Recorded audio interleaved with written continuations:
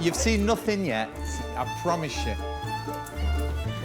Mwah. Happy New Year. Happy New Year. What we're doing is we're bringing in the Jewish New Year. We've all been to the synagogue, we've all thrown away our sins, and now we're going to eat. Baruch atah Adonai Eloheinu melech haolam, asher kadishanu. No, it's not. That's the wrong one. Should we start that one again? Where do you begin? There's 40,000 Jews in Manchester. I don't know how I'd sum it up, because every one of us are different. Jewish people seem to have quite a lot of sex because religious Jewish people don't have televisions, so they've got to keep warm at night. Do you have a sheet with a hole in it? No. Normally the happy moments are having children, bar mitzvahs, circumcisions, weddings. How cute is that? Married. Jewish weddings depends on the pocket. I was born Jewish, I will always be Jewish, I'll bring my children up Jewish. Do I want to be religious? No, I don't want to be religious. I was brought up in a religious household. That's my way of life, I don't know any different. With a life focused on family and festivals, Manchester's Jewish community is a kaleidoscope of tradition, religion and extravagance, and not all of it strictly kosher.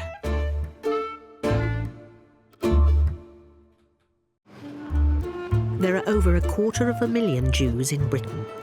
After London, the second largest community live in Manchester. With a population of 40,000, it's the fastest growing Jewish community in Europe.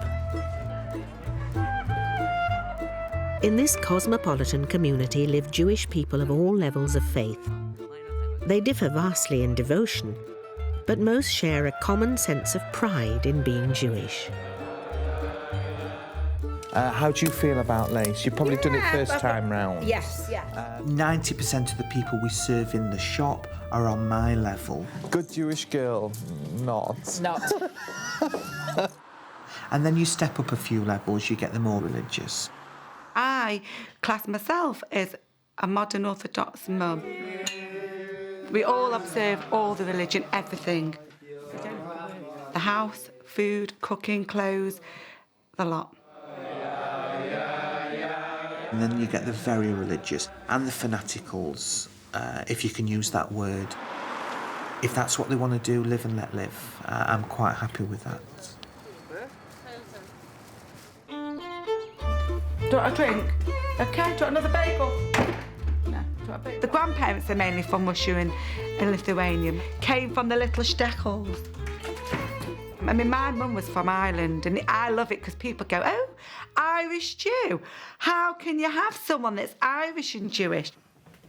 This is my lounge, and this is my gorgeous daughter and my son-in-law who got married in November 2008. They've got 2 little boys at the moment, and they live in Israel, in Hanof, and I don't get to see them that often.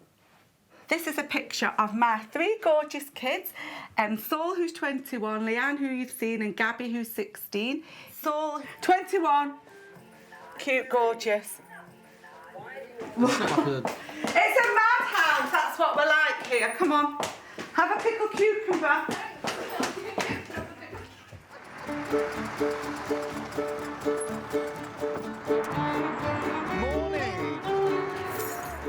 I'm not a religious person.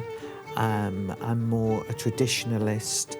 I'm happy doing my little lot, which is probably not very much. Is the drawbridge up? Mon Ami's been here for over 20 years. I'm not giving away my age, because I still feel 25. Now, this is for your fuller figure. Yeah. Not everyone will want cut off, but you've got to think summer. So that's a beauty. There's quite a lot of girls who come in here for bar mitzvahs, weddings, big occasions. It needs to just hitch that up. It needs to be a lot shorter. Yeah. A lot shorter. And to be honest with you, some people, money's no object. Hi, everybody. Sandra has a wardrobe bigger than this room. Have I ever seen you in the same thing twice? I don't think so. We have a very big Jewish clientele around here. So being Jewish, they actually trust me. How are you with red? You don't Not wear good. much red, do No, you? not good. I like a bit of Zaz Penang. I like a bit of something different, and that's what I'm known for. This girl can give Imelda Marcos. I have got a problem with shoes. Yes. In fact, it's so bad now. Don't look at these. Are like Miss Whiplash boots, I think. Gorgeous, it's gorgeous. Gorgeous little dress. Lovely, isn't it? Yeah.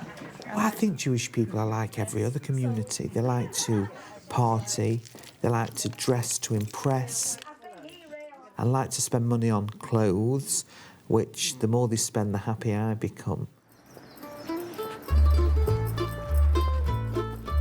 No matter how religious you are, the family is at the heart of Jewish life. Burnett is marking the arrival of a baby boy with one of the best known of Jewish customs.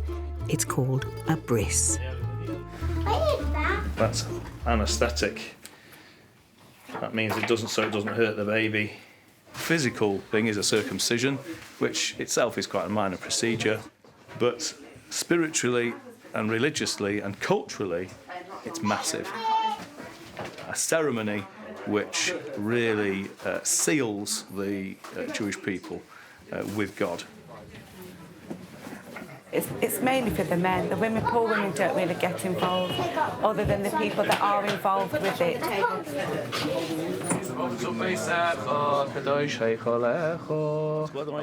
The actual thing is a joyous moment.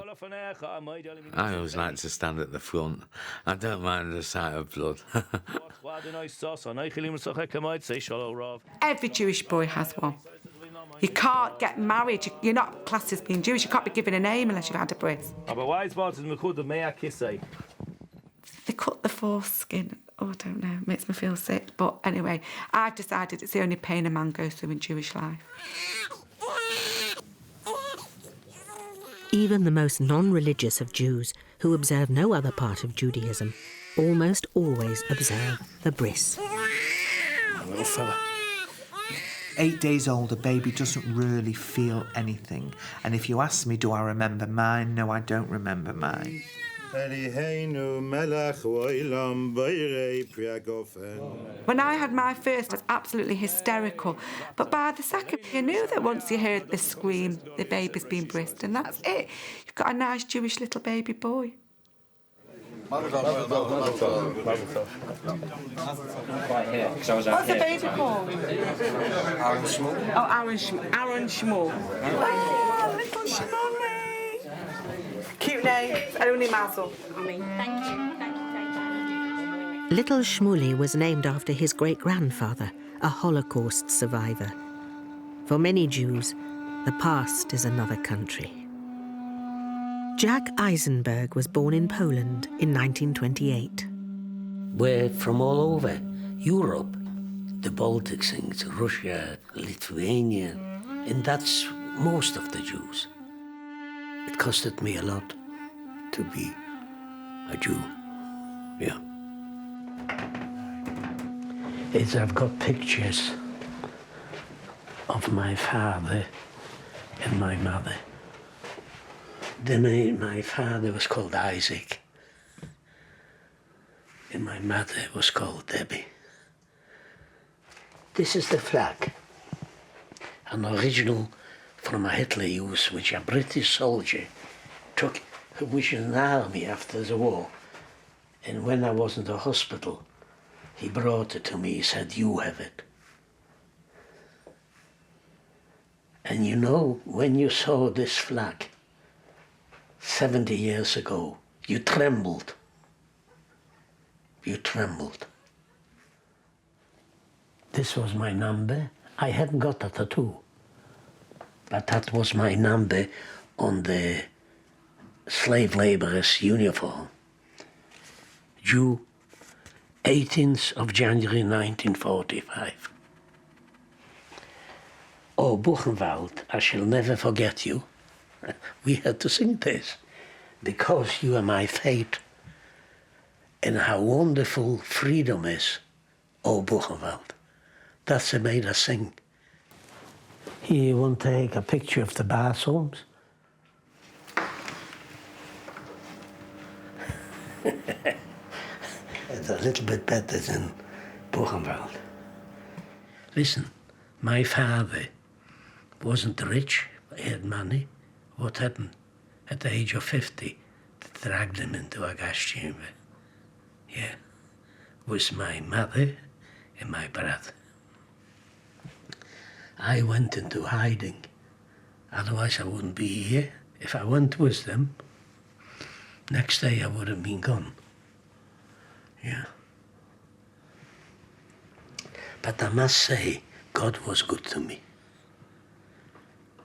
I have no argument with God. I'm not asking him why was I in the camps. He made that up to me. He did. I can tell you. From Mount Sinai to Salford, the Torah scroll is at the very heart of Judaism. It contains the early history of the Jews, from the creation of the world to the death of Moses. This is a very, very special morning today for the Brody family. They are finishing writing a Sefer Torah, a fabulous event to be able to do. It is a real men event, but that's a lot of Jewish religion things. Today is a rare treat. A handful of men have the privilege of writing the last few Hebrew letters to finish off the scroll. Most of the middle of the Aleph has been filled in, so you've got 3 bots. You've got the 2. Well, if they make a mistake, we cross that bridge when we come to it, and obviously sometimes I have to make repairs. It can take a year for a scribe to write a scroll. Anthony Brodie was lucky. He won this one with a £100 raffle ticket. That's it, you've done. £100, that's all. Good value. Considering a Sefer Torah actually costs probably about £23,000. Sefer Torah. I would love to be able to do one in the honour of my parents, but it's just unaffordable.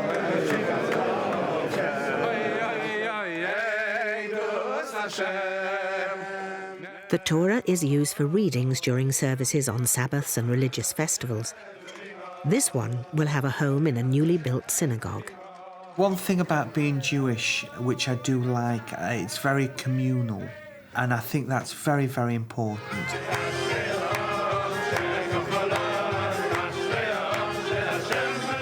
The ultra-Orthodox tend to live in the Salford area, Broughton Park, but the whole of North Manchester is quite a religious community.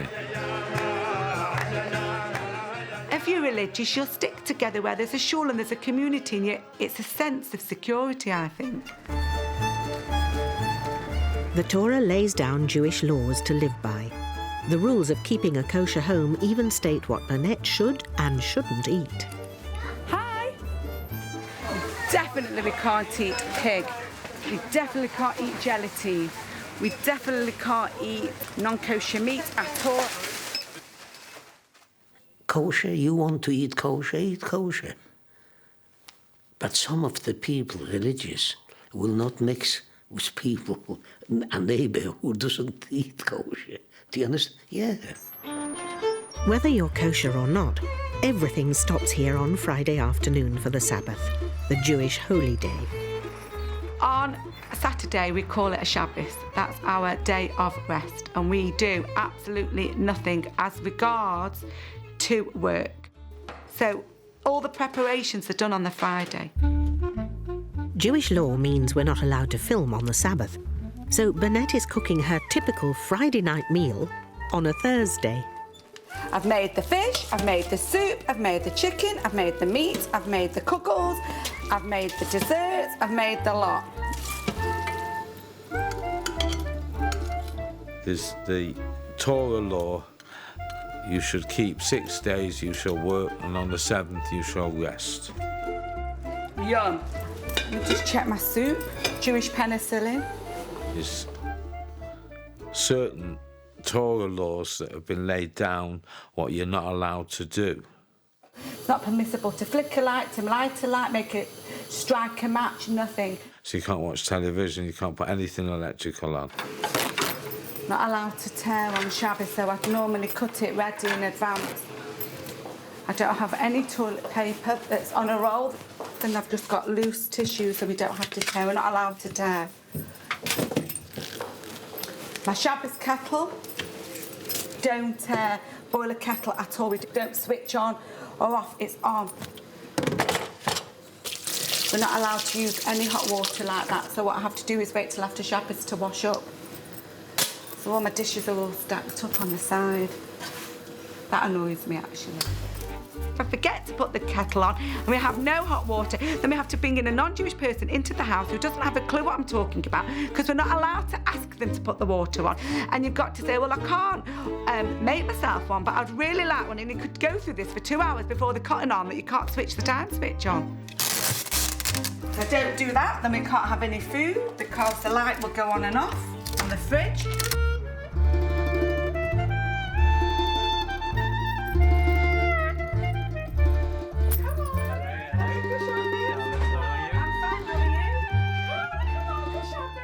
I work and then have to come home and have to do all my cleaning and cooking and Shabbos and baking and everything. Michael comes in. Oh, nice. Love it. The kids come in. I love it.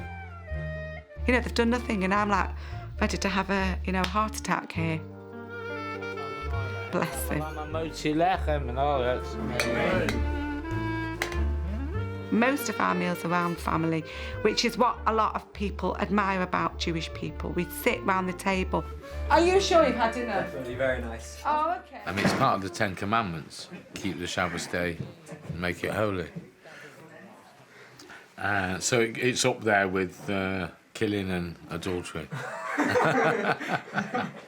Well, the meal always tastes nicer. To the non-Jewish world, Jewish food is chicken soup and knedels, or they go, ugh, yuck, chopped liver, ugh. People say, oh, it's the restrictions and this and that. But if you take it on board as part of your life, then you're supposed to enjoy it. And I think you do. Like that henpecked husband who said, are you a henpecked husband? And he says, I don't know, I'll have to ask my wife. Michael, do you want another glass of wine? No. Yeah, a little bit I'm telling you, no. Yeah. I think you are.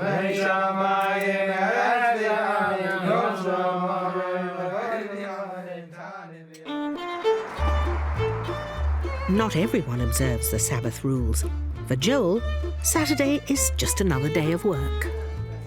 We're open 7 days a week, so we can satisfy most customers. If I was a religious Jewish person, I shouldn't really be open on a Saturday, but I am, and I'm not religious. Did you say you want a little bit off this? Which little bit should I cut? Your clothes are far too big for me. I'm very small. I wish. Jewish community style is size 0, skinny legs, or size 16, and it hides a multitude of sins, which being Jewish and eating a lot, you need to do. It doesn't suit. We are not orthodox. We don't stick to every single rule. We'll drive on a Saturday. A few shipping vests. We do things to keep traditional family values rather than sticking to every rule in the book. That's being honest. She went on a date last night, and in 2 hours he bought you one drink. I'd have binned him straight away. What was it, a yard of ale? £20. Oh, that's the Jewish dating agency. I mean, pleasing. A bulge in the wallet department. Oh, that would be very helpful. Well, do you know what? Should we put a wanted in the window? Oh, God. Yeah. No. Trying to be fashionable and strictly kosher can be a challenge for religious women. Weekdays are their opportunity to shop. What would you say has been our top-selling coat to the Orthodox? They like a longer coat, don't they? They've got the hoods, so when they're walking to the synagogue, obviously you're not allowed to carry on a Sabbath. So there's no handbags, there's nothing. You can't carry umbrellas. So when it rains, you put the hood up. Is that too provocative? Not so into the leopard print. Okay. Too much. But that's young. Yeah, it's trendy. The Orthodox don't shop on a Saturday for obvious reasons, but Sunday morning, as we open the doors, there's quite a lot of Orthodox. I'd consider myself quite religious. Like to make sure that my clothes are like below my elbows, my neckbones, my collarbones covered, and my skirts are below my knee. Everything I'm showing you is black. My whole wardrobe is black. The Torah states you should make yourself look pretty for your husband and for yourself. You've got to feel good about yourself and have confidence. How Jewish women dress shows how religious or how frum they are. Bernette obeys all the rules except one. She doesn't wear a traditional wig or shaitel. It's not if, why, should or anything. It is a law that happens straight after the wedding. Yes, please. It could either be a hat, a beret, a wig, whatever. You are supposed to cover your hair. Yeah. Yeah, but does it come with a guarantee that we look like you at the end? Yeah. I have to look like you so we can be identical twins. It's yours. Is this like yours? I've never worn a wig. My mother never wore a wig. It's not right that I don't wear one. I know I should wear one. So you have to schlep everything underneath. Yeah. You have none of your own hair showing. Everything's changed. People have moved to the right. You don't need to have any. Young girls today that would never have done years and years ago wore a wig. Now they all do. It's automatic. Oh! Mary, no. But no, it looks horrific. It does feel fab. See now. I look about 76. Oh my goodness. What do Michael think if I came home? I'd go, oh, hi Michael. As I would say, what would I say? Nishke fiddle. I'm sorry, I'm young. With a smaller flower. Yeah. I class myself as a modern Orthodox mum, but somebody else that's more religious than me might think, oh, well, she doesn't wear a wig, so she can't be that religious. If dress code denotes devotion, there are none more religious than the rapidly growing Haredi community. They're having 7, 8, 9, 10 kids. Doesn't take rocket science to know that they're growing faster than anyone else. They've got their own schools and they have their own shawls and they have... Where I lived growing up is where that area is now. You would never really find a family like mine now. It's different. This reminds me, Poland, before the war. Lord had 250,000 Jews before the war. Mainly 90% religious. The strictly Orthodox keep to themselves, even within the Jewish community. The men are distinctive in their black clothes with untrimmed beards and long sideburns called payas. Right, they're quite long at the moment, so I'll take about an inch off That's because they fine. spring up, okay? Yeah. Now, some can have it all cut round and look a normal haircut, but it mustn't go below number 2. And then a lot of it is custom. Some have very, very long ones that are wrapped round and thing. Some have, short ones. Yeah, that looks beautiful. Excellent. There you go. That's clear the neck. Yeah. Everything done. Perfect. Brilliant. It's in the Bible that you mustn't cut below a number 2 on the pair. So they are wrong. It's biblical. It also then becomes cultural because different people do it different ways. It's just a good Orthodox Jewish haircut. Yeah.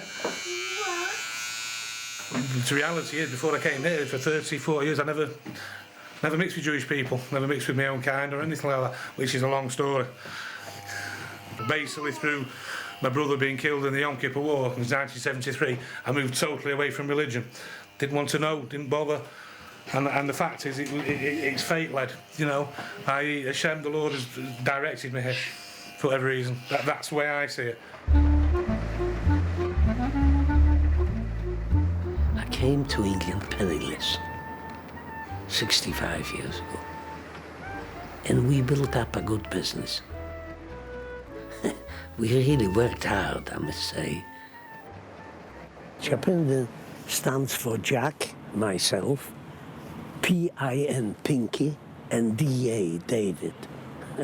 This all Holocaust survivors, all 3. This was one of the biggest factories in England of luggage. One of the biggest, yeah. British made. I consider myself a very rich man for what I've achieved, especially my grandchildren. This is a big fortune. This. I am not anti-religion, but I don't look at religion. I respect it. Look, you want to be religious, why not? As long as you don't interfere with me.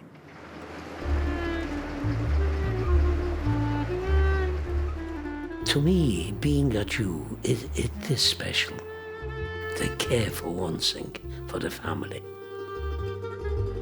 And I think this is a very special gift. In Burnett's Jewish world, young girls and boys live almost separate lives. But it's not long before plans are made for a nice kosher marriage. If you're religious, then you go through a shadchan, which is a matchmaker. Oh, I've been a shadchan and I've done it twice. But they have professional people, not me, who just thinks, well, they look good together, so let's get them together and 1, 2, 3, they're married. Thank you. Oh, Mazel tov. Hannah. This is Hannah and Jeremy's engagement party, and they only met last month. Oh, lovely. The matchmaker introduced the two together, and they met 4 weeks ago. 1, 2, 3. That's it. Mazel tov, as we say. Thank you. We've been seeing each other for 2 weeks, so when he proposed to me. Oh. Very religious families, it's very normal. Some people actually only meet for an hour or 2 days before they get engaged. Okay, fantastic. The rituals of Jewish marriage start here, with the breaking of a dinner plate symbolising the destruction of the temple in Jerusalem 2,500 years ago. Those marriages do survive. They don't get divorced. They've done all the homework before they've got married.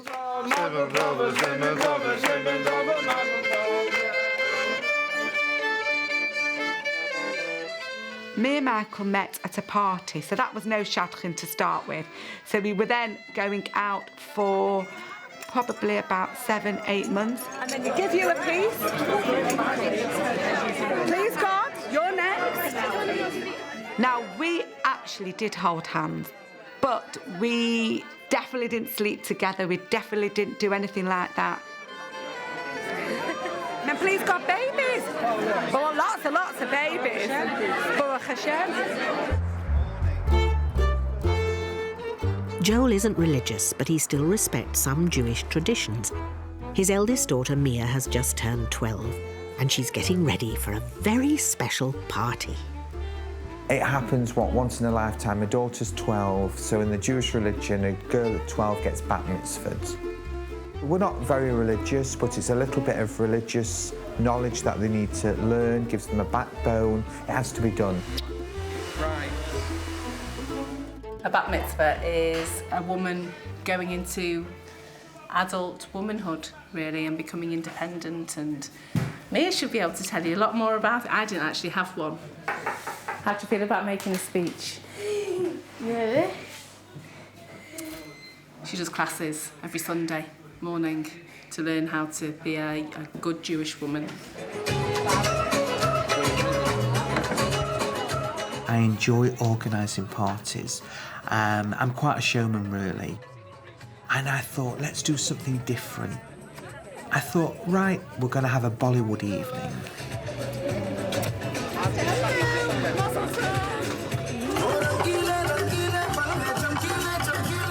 It's a Bollywood-themed bat mitzvah party, complete with kosher catering. Fucking hell. We've not ordered food from the kosher food. You better go and do it. The problem is, there's some kosher meals that we've got to tell them to deliver them. A special kosher meal for very, very religious people, and it can't be touched. So I've now got to ring them and tell them it will be here. It needs to be here within half an hour. And I've lost my speech.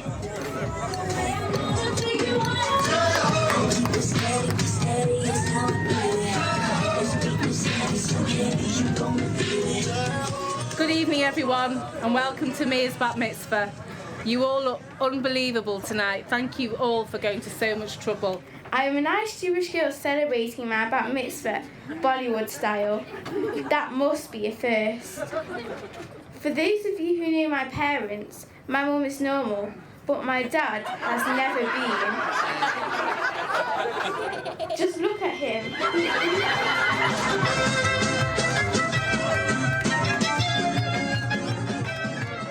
My children are probably as religious as I am because that's the way they've been brought up. And I would like my children to marry within the religion, as most people would. Ladies and gentlemen, please, if you can be quiet, this is your host here tonight. He is here. What is a bar mitzvah? Bar mitzvah is when the Jews run for a drink. Joel's speeches are notorious for being very rude, very risque.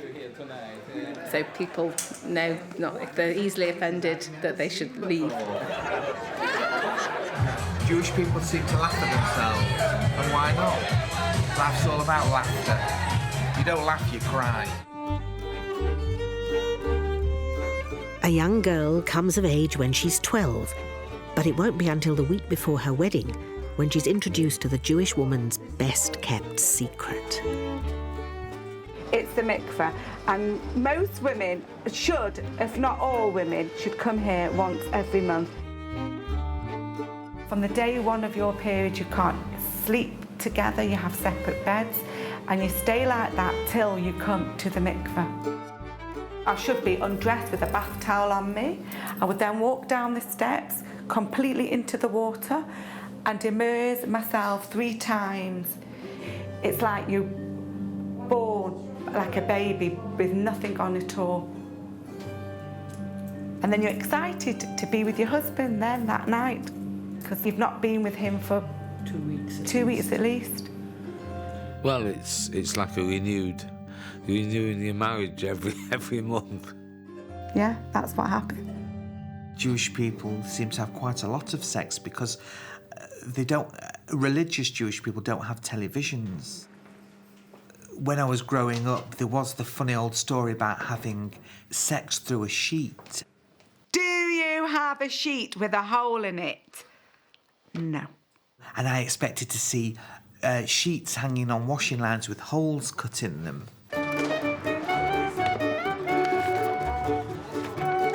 In Jewish life, one of the most joyous occasions is a wedding. Today, Sarah will marry Yossi in a strictly kosher ceremony.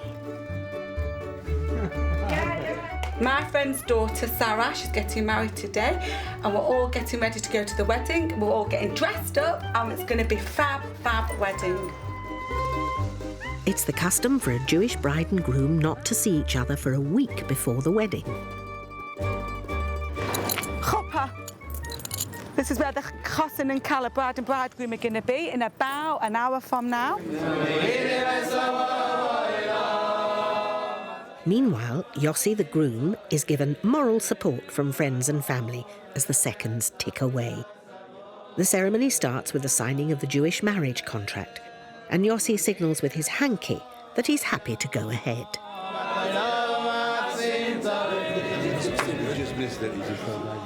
This wedding is a meeting of 2 great Jewish cultures. Yossi is an Ashkenazi Jew from Eastern Europe, while Sarah is a Sephardic Jew of Middle Eastern origin. This is a bride's daddy. Daddy, yeah. Hello. Be down. I'm very proud to be here today. They met at a wedding, and they fell in love, and he proposed. I accepted. And the only thing I expect from him is to change from Manchester United to be a City fan. The chassan is going to come now and put the veil all over her. Can't wait!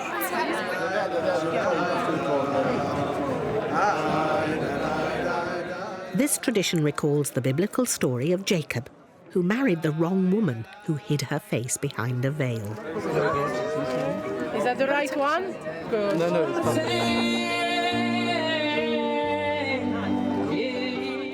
A traditional Jewish wedding is the pinnacle of family life. Even the most non-religious Jews want their children to remain in the faith and not marry out. This is the foundation of the continuity of Jewish life. שנת 5771 לבריאת העולם למניין שלומונים פה כאן, מנצ'סטר, איך רבי יוסף ורבי אברהם. In Orthodox weddings, men and women guests will stay apart for the whole day. הרי את מקדשת לי וטבעת זו קדש משה וישראל.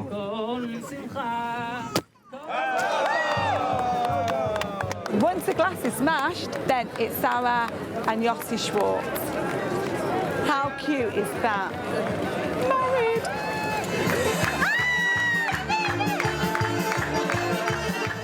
Just like at the engagement party, the smashing of the glass is a reminder of the destruction of the temple and the spiritual destiny of the Jewish people. Now that Sarah and Yossi are married, this is the first time they can touch each other. It doesn't matter whether it's an engagement or anything, a boy can't touch a girl until after the wedding. Mr. and Mrs. Schwartz. Jewish people make a big hoo-ha about weddings, and you don't actually need the big kerfuffle that they make, but they do. The traditional curtain separating men from women does little to dampen the enthusiasm of the partygoers.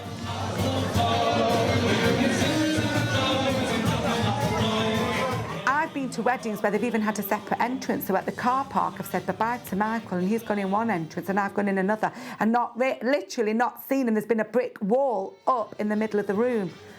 And I wouldn't mind, but the men's dancing is far better than the women's dancing any day.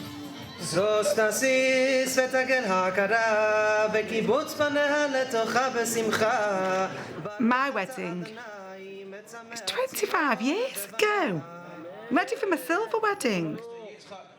I've had 3 children since then, and I've had my own daughter's wedding. I'm having a great time.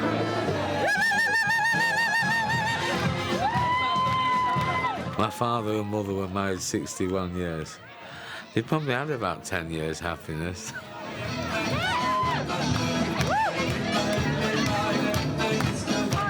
In the old days, they lasted and lasted. They just didn't get divorced. Yeah, I've got to go now, but I'm leaving you to him because he's dancing the night away.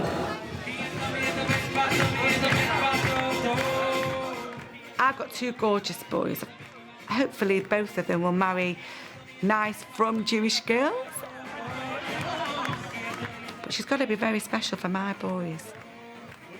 Not letting anyone have my boys. They're very special.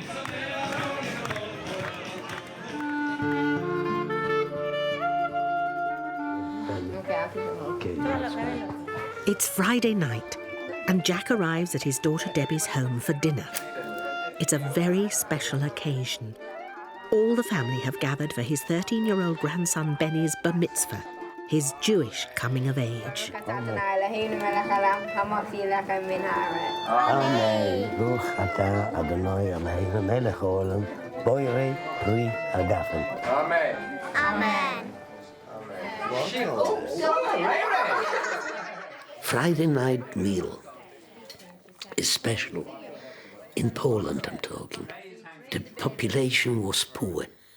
They saved all week for the Friday night meal. A little bit of chicken, goose. And they sat at this table. I get sad. I get sad for what they've done. So busy running to Sophie, and I can't stay too long, so I took him bolt on. I came to England in 1945. But in 1966, I meet up with Rona. Can I give you something? Yes. When I seen her first time, I knew this is my wife. Jack and Rona now have 2 children and 3 grandchildren. Jack couldn't have a bar mitzvah at 13 because he was living under Nazi occupation in Poland. Now, 70 years on, his only grandson is about to do what Jack was forbidden to do. He said, I want a nice bar mitzvah for Jack to be proud of me in the synagogue, which I was.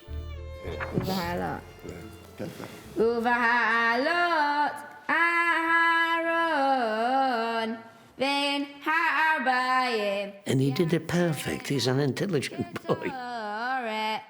He's very loving.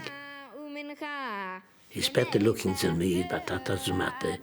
But if there wasn't the granddad, there wouldn't be Benny. Tremendous he is. Oh, I didn't have any doubt. Hitler should have been here and seen what's happening. I meant it in a form of revenge. Do you understand? The grandfather he wanted to kill, he almost achieved it, almost. Terrific. Benny's bar mitzvah wouldn't be complete without a no-expense-spared party to celebrate the occasion in style. Benny wanted a really nice bar mitzvah, so the family can afford it. He got it. Yes, exactly. Why not? Benny's bar mitzvah was fantastic, and it was fabulous seeing Jack there, and you could see a tear in his eye. He sat there watching his grandson. I mean, what really was going through his mind?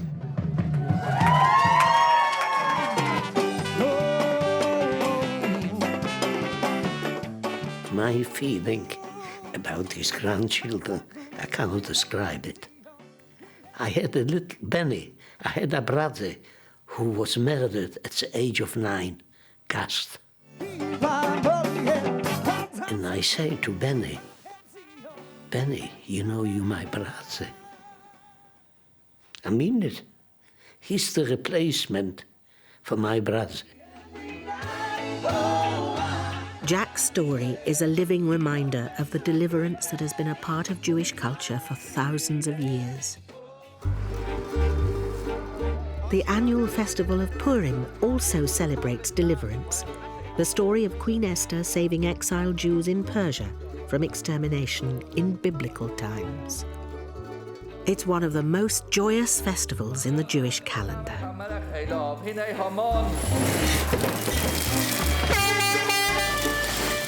It's the custom to drown out the name of Haman the villain whenever it's read out in the service.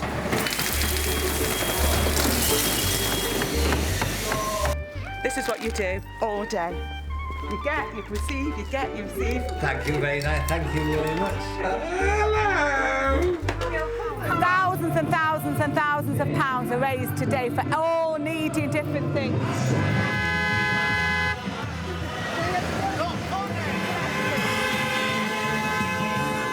Purim is a fantastic festival. You know, you live in a community, you breathe in a community, you eat with a community, and they're not bothered if you're religious or you're not religious.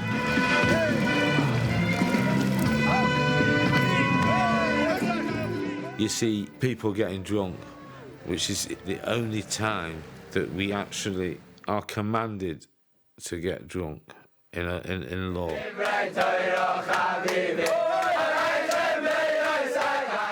The community has come together as one family to celebrate deliverance. The Purim spirit is at its most energetic here in the very heart of the ultra-Orthodox community. A normally reserved people revel in the joy of Judaism.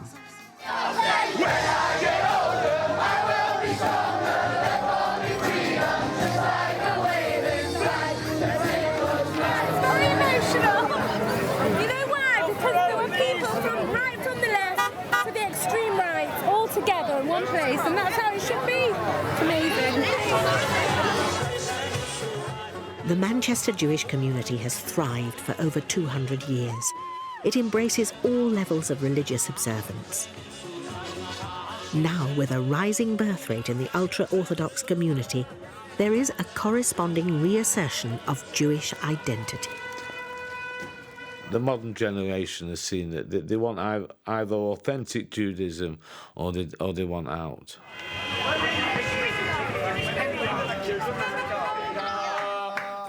everybody's going a bit more religious because of the schoolings and the children. And the children are teaching the mothers and fathers what to do. People say, we all live in ghettos, we're all very insular, we all don't like any intrusion from the outside world. But the outside world hasn't been very kind to us over the years. Manchester's a city I've lived the last 60 years. I've seen two worlds. I've been in hell in the last 60 years, in paradise.